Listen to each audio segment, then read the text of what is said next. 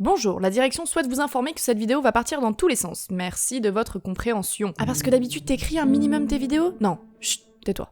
Alors, est-ce que c'est bien ou est-ce que c'est mal de vouloir être original à tout prix? Alors évidemment, si je tourne la question dans ce sens-là, c'est mal, hein, parce que être original à tout prix, c'est à tout prix. Restons raisonnables, tu vas pas vendre ton âme au diable juste pour être original. Mais attends, c'est une putain de bonne idée ça. Alors, je tiens à préciser que c'est super facile de critiquer un artiste pour dire ouais, ce qu'il fait, ouais, c'est pas original quoi. C'est super facile et en plus ça veut strictement rien dire. Parce que être original et ne pas être original, finalement, c'est par rapport à quoi? Est-ce que c'est par rapport au monde entier?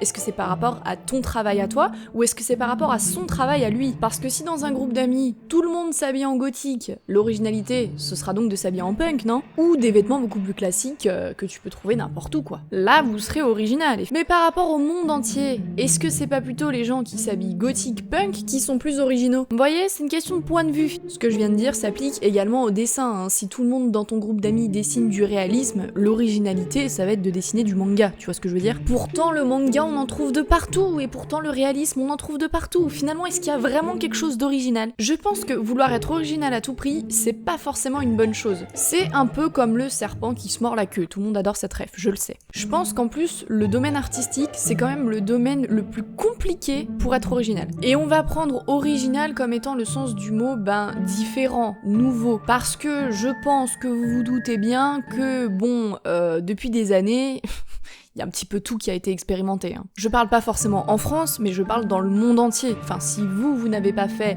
ce type de dessin et que vous pensez que c'est original, soyez sûr qu'il y a un russe qui va l'avoir fait déjà avant vous. C'est un petit peu pessimiste comme façon de penser, de se dire que finalement, tout ce qu'on va faire, il y aura jamais rien de nouveau. Être original à tout prix, si on prend comme point de référence le monde entier par rapport à l'art, non, là ça va être impossible en fait. Par contre, être original par rapport à son cercle d'amis sur Instagram ou par rapport à notre propre travail, ça c'est plus réalisable et c'est plus facile. Généralement, pourquoi est-ce qu'on a envie d'être original?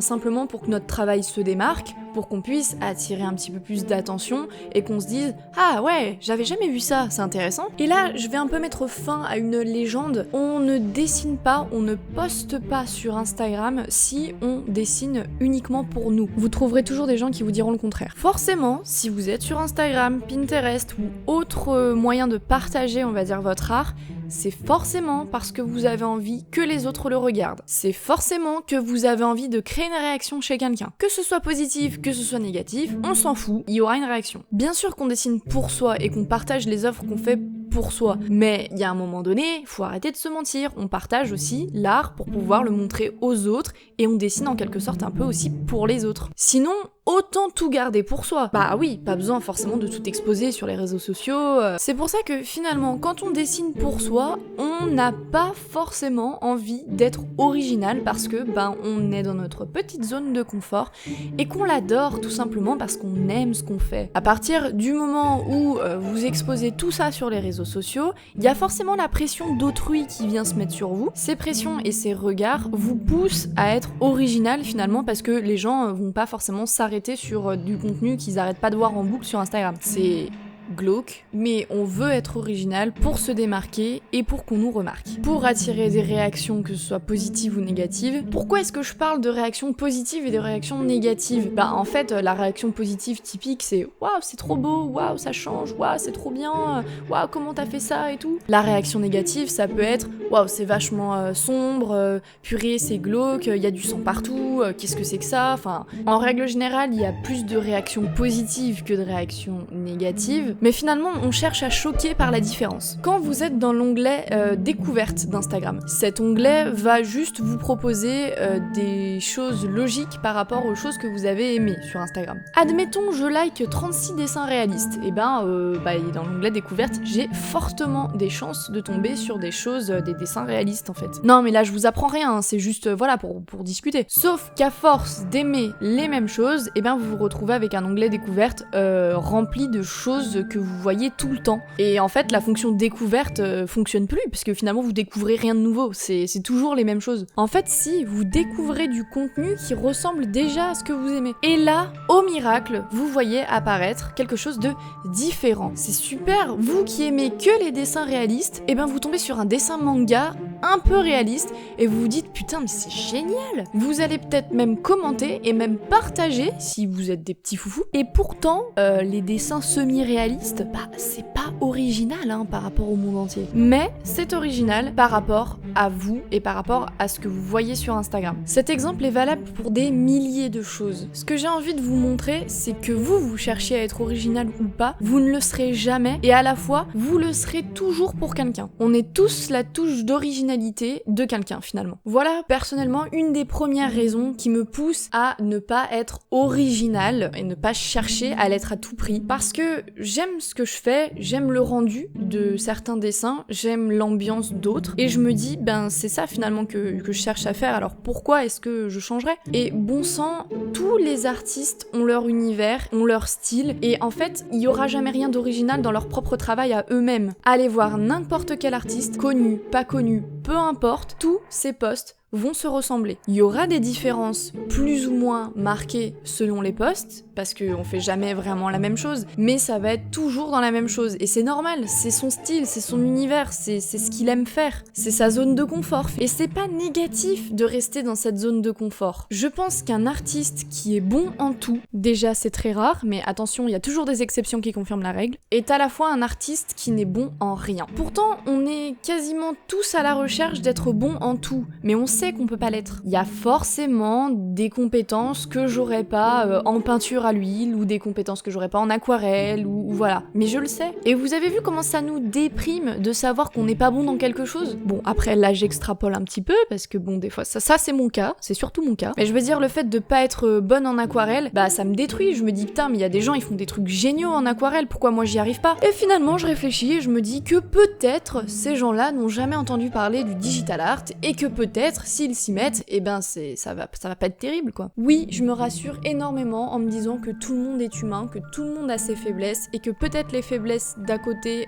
ce sera mes forces.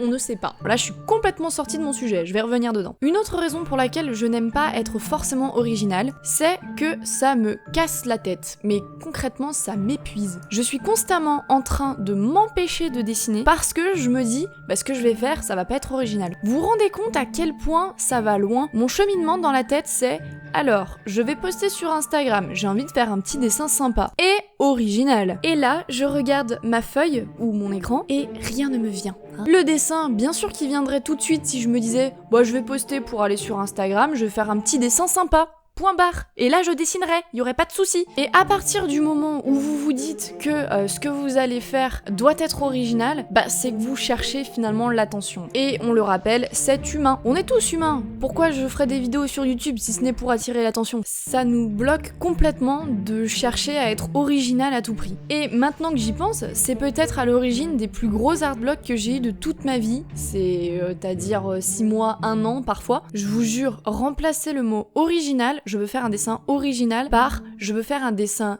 différent, je veux faire quelque chose de différent et purée, ça fonctionne tout de suite. Maintenant, je comprends qu'on puisse en avoir marre de ce qu'on fait et d'en avoir marre de ce qu'on voit. Et d'où vient finalement la réflexion, ça manque d'originalité. Par exemple, l'opposé de l'originalité, c'est l'unité finalement en dessin, c'est tout ce qui est challenge. Et purée, qu'est-ce que c'est satisfaisant de faire des challenges, qu'est-ce que c'est libérateur aussi. Mais par contre, c'est l'opposé complet de l'originalité.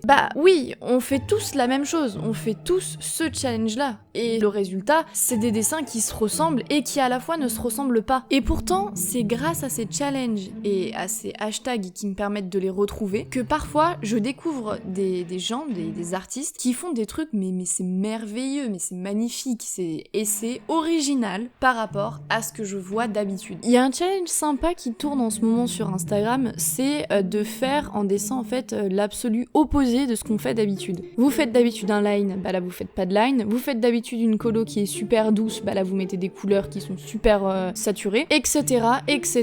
Et à la fin ça vous donne un dessin. Je sais pas trop quoi en penser de ce challenge en fait. À la fois je me dis ouais c'est cool, ça nous oblige à faire un petit peu l'inverse de ce qu'on fait d'habitude, donc à sortir de notre zone de confort. Et en même temps je me dis mais pourquoi se faire autant de mal finalement? Est-ce qu'on prend vraiment plaisir à le faire ou pas? Parce que ça c'est encore un truc trucs différents, chercher à sortir de sa zone de confort. Généralement, les gens, quand ils veulent sortir de leur zone de confort, c'est soit parce qu'ils en ont un peu marre de ce qu'ils font et qu'ils ont envie de changer un petit peu, de faire des choses différentes, et ça se comprend, soit parce que dans la tête, ils sont vraiment fixés sur le fait de il faut que je sois un artiste polyvalent qui fasse plein de choses. Réflexion que je comprends pas tout à fait. Est-ce qu'on est considéré comme quelqu'un de nul, par exemple, si on sait dessiner que des voitures? On entend souvent dire ouais, mais si tu sors pas de ta zone de confort, jamais tu progresseras.